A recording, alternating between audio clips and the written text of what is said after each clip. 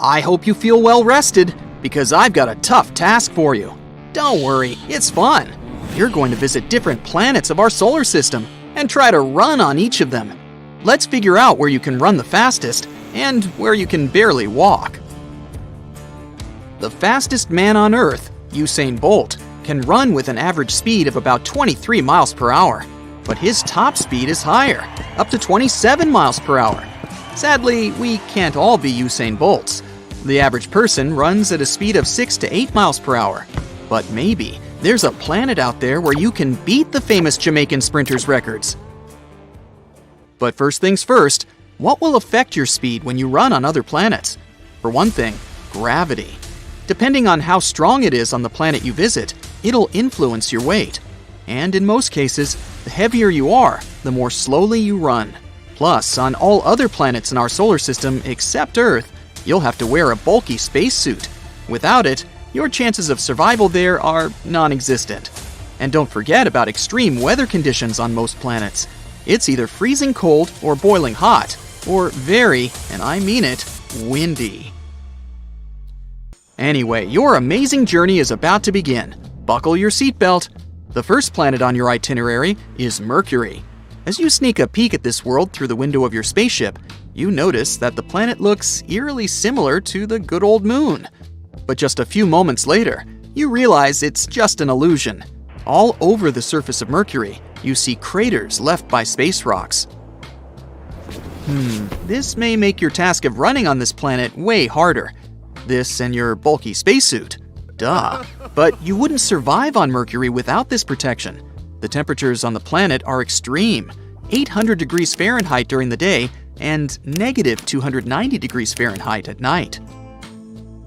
But there's one thing that can work in your favor on this unfriendly planet. Let's say you weigh 155 pounds on Earth. Then on Mercury, you'd weigh around 58 pounds, which means that despite your bulky spacesuit, you can move way faster than you do on Earth. And maybe your speed will even reach 13 miles per hour if you try really hard. The next planet on your itinerary is Venus, also called the Morning Star. While coming closer, you see a world very different from the bluish planet you might have seen in books. Before landing, you have to get through a super dense atmosphere made up of carbon dioxide. And while your spacecraft is descending, you're watching thick clouds of sulfuric acid pass by. Venus is often called Earth's twin because these two planets are of similar size and density. No wonder that on Venus, you weigh almost as much as you do on Earth, 140 pounds. So your weight is a bit smaller here, but don't forget about your spacesuit. And still, because of almost the same conditions on the two planets, you'd be able to run a bit faster than on Earth at around 8.5 miles per hour. Your first impression of Mars is that it's freezing cold. The average temperature here is about negative 80 degrees Fahrenheit. Even from afar, the planet looks reddish. Once you make your first step on the Martian surface, you understand why.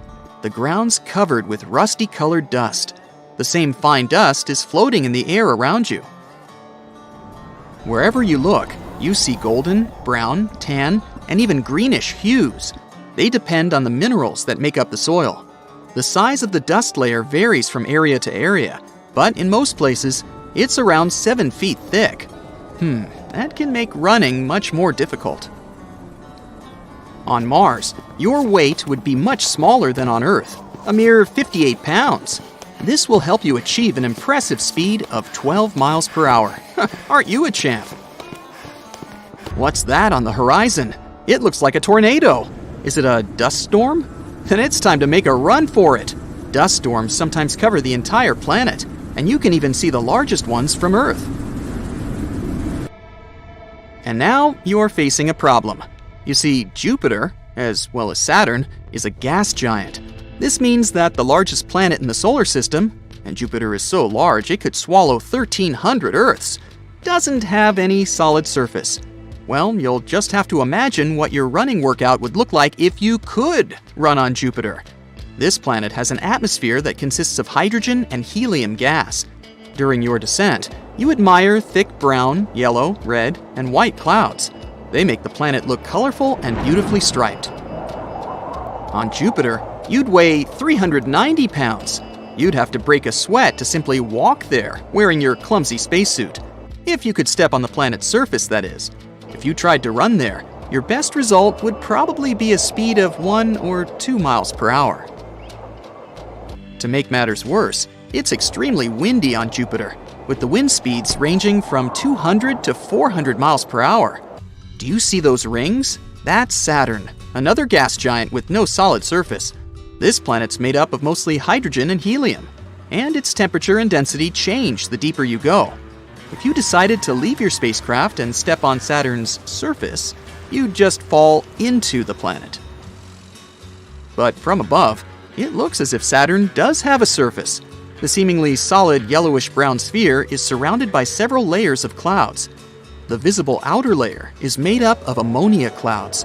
Under them, there are hydrosulfide clouds, and the innermost layer is made up of clouds of water. Even though Saturn is a gas giant, your weight wouldn't be very different here, around 165 pounds. That's because the planet's gravity is similar to that of Earth. But because of the conditions on the planet and your bulky spacesuit, you'd run a bit more slowly there, at a speed of about 4 miles per hour. Before leaving, you admire Saturn's most famous feature, awesome gray, beige, and tan rings. These groups of tiny ringlets are made of chunks of rock and ice. You also spot several of the 53 moons of Saturn. Oh, that's Titan, an icy world bigger than our moon and even Mercury. It's the second largest moon in the solar system. The next planet on your way is a blue-green ball of ice and gas. That's ice giant Uranus. It has this beautiful hue because the light from the sun gets reflected off the planet's surface. Uranus isn't solid. Hit the brakes! If your spacecraft doesn't manage to stop in time, it'll fly through the upper atmosphere and sink into the icy liquid center of the planet. I doubt you'll be able to conduct your running experiment here. So let's just imagine what it'd look like.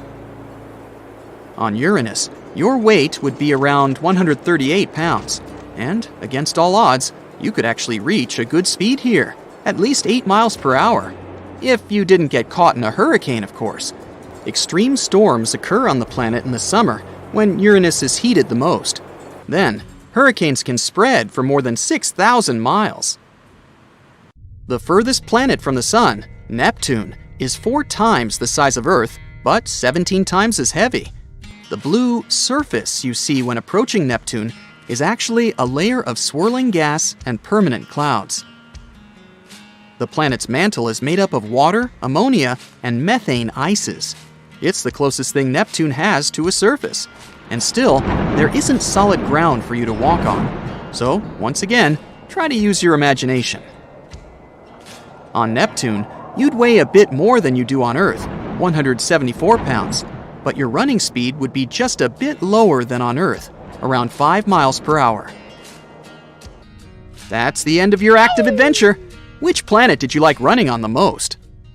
That's it for today. So hey, if you pacified your curiosity, then give the video a like and share it with your friends. Or if you want more, just click on these videos and stay on the bright side.